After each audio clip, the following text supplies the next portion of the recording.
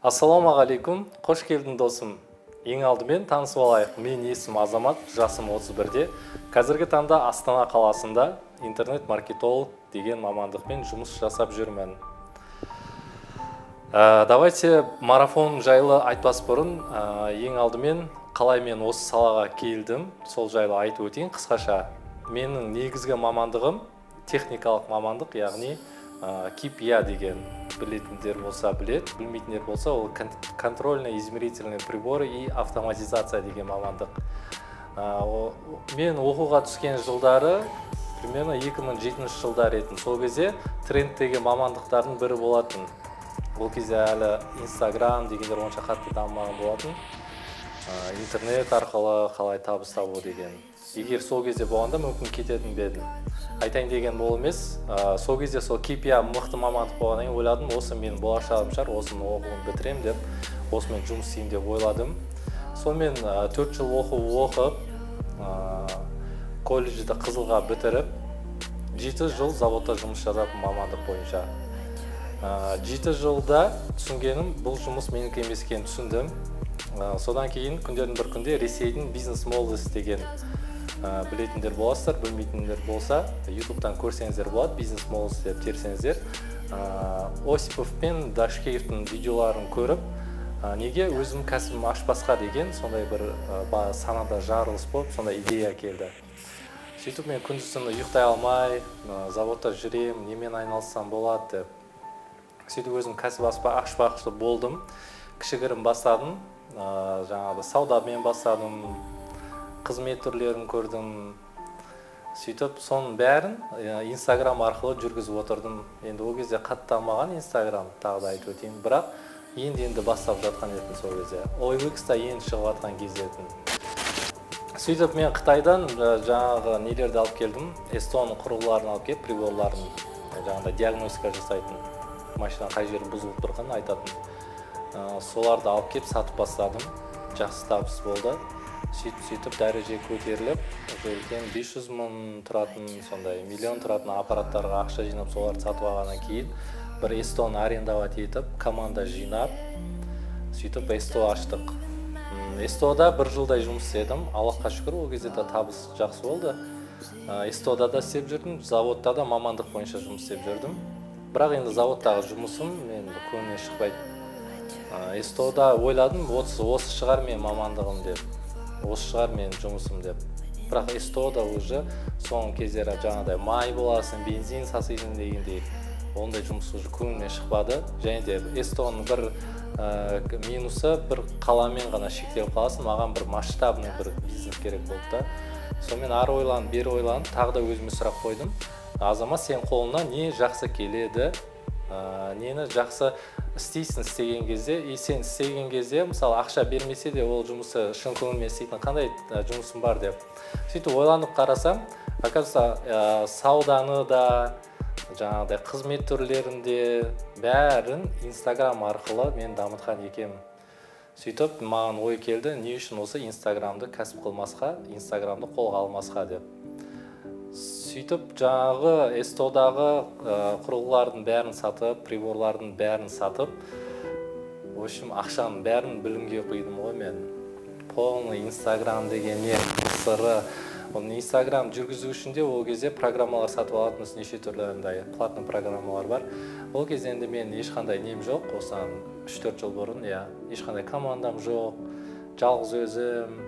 Сөйтіп бастадым, бір проект, екі проект алып. Енді Аллахқа шүкір, қазір енді Астана қаласындамыз, командамда 4-5 адам бар, жақсы профессионалдар.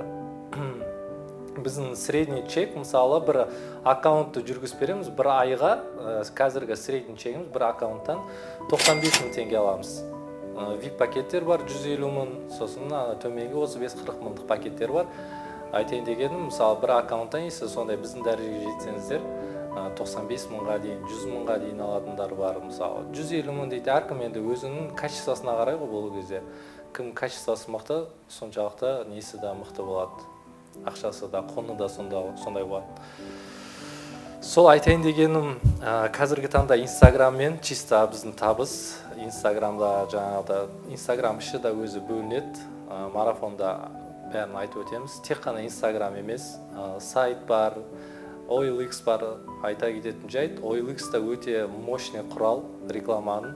Просто ол барлық нишаға келе бермейді. OLX ойлайды бәрі андай не деп жайды жаңағыдай. Бұл үшін товарлар сондай сататын жоқ, ондай емес. Жақсылап ойланып қарасаңыздар, көптеген қызмет түрлері де OLX арқылы не істейді жаңағыдай. Мысалы, қазір тура осы видеоны түсіріп отыр ғой, Баха бауырымыз. Соның қызметі болсын, жаңағыдай массаж қызметі, жаңағыдай неше түрлі қызметтердің түрі көп. И оның да өзінің сырлары бар. Тупа алып бүйтіп OLX-қа салу емес, жаңағыдай ол кезде уже жаңа дизайнерский не білім болу керек, кішігірім сурет қалай қою керек, копирайтинг дейді, текстті қалай жазу керек, мысалы ше. Ана оқыған кезде, кіріп оқыған кезде уже именно саған звондайтын, именно не үшін сені таңдау керек екен. Өзінің сондай фишкалар бар, оның бәрінде тоже марафонда айтамыз.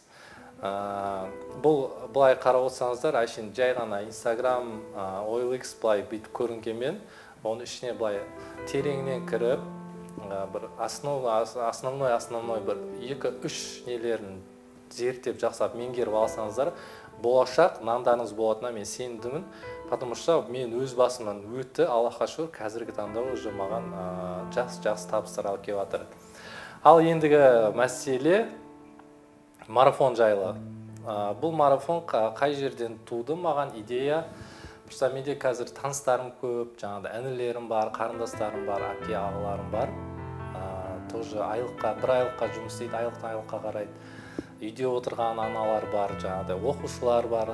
Кстати, біздің командада бір Әмір деген жігіт бар, 2000 жылғы, қателеспесем, 2000 жылғы, 21 жаста ма, или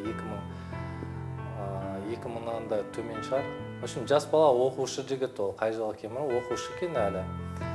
Сол баланың өзінің табысы нормально алады, ол айына 2-3 проектке шейін смело өзі көтере алады да. Мысалы, Әмір деген жас бала, қызған мен де соған. Сосын жаңағыдай чисто Ермек деген жігіт бар, ол жақсы дизайнер. Ол өз басы надо будет 10 проектке шейін алады. Сосын Роза деген ханым бар, тоже 2 баламен үйде. Чисто үйде бәрі дистанционно жұмыс істеп отыр, үйде отырып Инстаграме ақша тауып отыр. Сондай адамдарды көбейту менің мақсатым болды. Просто көрсету. Бұл біздің марафон басқа курстардан ерекшелігі. Бұл жерде біз саған дайын сабақтар болды, ары қарай менімен жұмысым болмасын, жаңағыдай ондай әңгіме жоқ. Мен әрбір істі істеген кезде, любой жұмысты бастаған кезде результат болған қалаймын да. Не болсын ол даже. Жер қазу болсын, қар күреу болсын, қандай жұмыс істеген кезде результат жеткізу керексің да, көрсету керексің нәтижесіне. Өйтіп істей алмайсың ба, істемей ақ қою керек. Сондай қағидамен жүргендіктен мен күнделікті жаңағыдай күніне 10.000 теңге табу атты марафон ойластырдым. Бұл марафонның фишкасы, бұл жерде мысалы 50 адам жинаймыз. Реклама Қазақстан бойынша барлық Қазақстан қалаларына кетеді. Солардың ішінде көз жанып жүрген жаңағыдай адамдар, немен айналысын білмей болмаса, неше түрлі курстарға қатысқан, бірақ әлі нәтижесін көрмеген. Вроде қатысып жатыр, ананы оқиды, бірақ әлі табысы жоқ. Сондайлар бар, жаңағыдай үйде отырған аналар бар, жаңағыдай дополнительно табыс тапқысы келетін. Или бір айлыққа күн өмір сүріп жүрген адамдар бар, кезінде мен сияқты да, мысалы. Солар параллельно совмещать етсе болады. Енді солардың бәрін ортасын қосып бір чат ашамыз. Ана чаттың ішінде енді от болады. Задание береміз бәріне. Мысалы, кім уже кәсібі барлар болуы мүмкін да, мысалы кішігірім жаңағыдай біреу видео түсіреді, біреу тамада деген сияқты. Біреу массаж, біреу там ресницы істейді. Вот соларға құралдар береміз, қалай дұрыс реклама беру керек екенін. Ешқандай кәсібі жоқ, оқушы, студент или там басқа нелер жоқ болса, оларға біз басқа нелер ойластырдық, вариант. Дайын уже рекламный материал бар, текст бар. Просто соны қалай дұрыс нәрсені, дұрыс жарнамалау керек екенін үйретеміз. Өздерінің номерін қояды.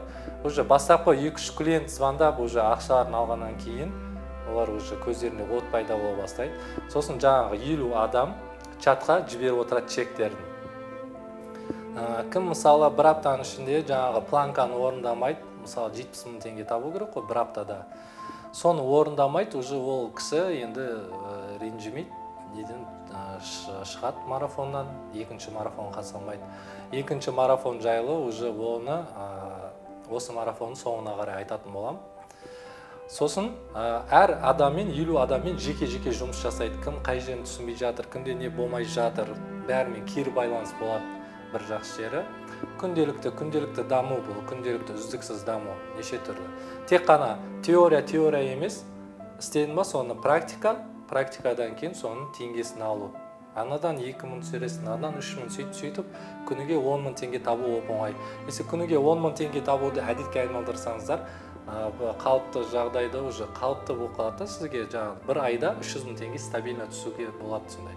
Кейбір кісілер болады, мысалы, мен бір арамызда 2-3 бала кезінде өйстіп ойнағамыз, бірақ ол кезде уже чисто өзіміздің арамызда болды да, 25 000 теңге планка, күніне планка 25 000 теңге, 25 000 теңге таппасақ штраф төлейтінбіз. Содан шыққан идея ғой. Кім мысалы енді күнделікті планка 10 000 теңге орындамайды, сол ойыннан шығады марафоннан. Кім орындап, одан да көп тапса, ол өзіне жақсы. Енді шығып кеткенде де сразу шығармаймыз, мысалы бірінші күннен бастап нереально, конечно. Бір апталық неде қараймыз ғой, бір аптада планка 70 000 теңге орындау керек. Және де бұл 70 000 теңге өздеріңізге қалады, конечно. Онымен қатар сіздер сондай техника үйренесіздер, сату деген жаңағыдай, копирайтинг, Instagram, OLX, көп. Неге кіресіздер, чатта бізде закрытый клуб бар, сол жерге кіргіземіз. Енді анаяқта нереальный білімдер бар. Кімге не керек, мобилография ма, там, контекстная реклама, вообще реклама дегене, Instagram дегене, нөлден бастап неге дейін. Мықты курстардың жиынтықтары бар. Біріншіден, сіз көз жанып тұрған ортаға келесіз. Екіншіден, осы Instagram арқылы табысыңызды көбейтесіз. Үшіншіден, мықты білім аласыз. Айтады ғой, адам тапқан табысының 10%-ін білімге жұмсап отыру керек. Сол кезде адам жақсы дамиды. Сол үшін, егер қатысқыларыңыз келсе, марафонға тағы да қайталау үшін 50 ғана адам. Бұл Қазақстан бойынша, мен ойлаймын, көп болса бір 2-3 күнде, максимум 3 күнде ол жиналып қалады. Қазір білмеймін, қаншыншы күн болып атқан, мүмкін бұл уже 3-ші күн шығар, мүмкін уже 1-2 ғана орын қалған шығар. Сайтта көрсеңіздер, сағаттар айналып жатыр, үлгеріп қалыңыздар. Бұл айтып отырмын, Қазақстанда әлі бұндай марафон болмаған, результат болатынына гарантия бар. Біздің жұмыстарды жаңағыдай біздің сайттан көрсеңіздер болады. Біз туралы пікірлер де бар. Инстаграмға тіркеліп қойыңыздар, күнделікті жаңалықтарды қарап отырыңыздар. Все, онда марафонда көріскенше, дәл қазір алда жаңағыдай марафон құны енді небәрі 5 000 теңге ғой, 5 000 теңгені қарап отырсаңыздар, көп болса бір кафеге отырып та жаратып атсыздар ғой. Бір чисто отырасың, обед или ужин ішесің, 5 000 теңге кетіп қалады соғанда. Неужели деймін да, сонда 5 000 теңге білімге қимайсың ба? Болашағын может өзгертетін шығар. Мен де кезінде болашағым өзгерті ғой. Сосын жаңағыдай тегін, бесплатный дегендерге жүгірмеңіздер. Бесплатный сыр мышеловки дейді ғой. Тегін ешқашанда құны болмайды. В общем, айтатын білімдер, нелер өте көп. Ол жерде тек қана маркетинг емес, еще жаңағыдай не туралы да болады, психология, мышление. Кіресіздер, миыларыңызда жарылыс болады, бәрі от болатына сендім. Потому что оның бәрі өзіміздің жеке менің басымнан өткен, және де көптеген адамдардың басынан өткен практикалар ол. Онда марафонда көріскенше, ең бірінші қадамын қазіргі мен марафонға қатысам басып, жаңағыдай реквизит тұр, чекті жібересіз да, мен сізді жаңағыдай неге қосамын марафонға. Марафонда көріскенше сау болыңыздар.